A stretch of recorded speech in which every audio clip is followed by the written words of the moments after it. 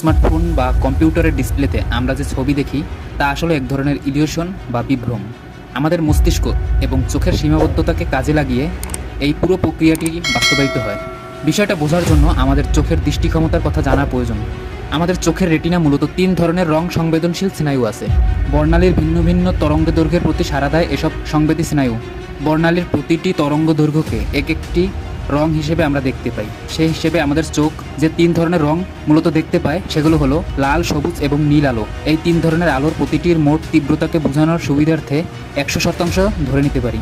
অর্থাৎ 100% তীব্র লাল আলোকেই আমরা লাল বলবো। তীব্রতা কম হলে সেটা হালকা লাল বা লালের অন্য কোনো ধরন হবে। একই কথা সবুজ ও নীল আলোর জন্য সত্যি।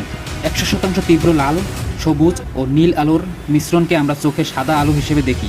এসব আলোর তীব্রতা কমিয়ে বিভিন্ন অনুপাতে মিশিয়ে যে কোনো ধরনের আলো ফুটিয়ে তোলা যায়। স্মার্টফোন বা কম্পিউটারের ডিসপ্লেতে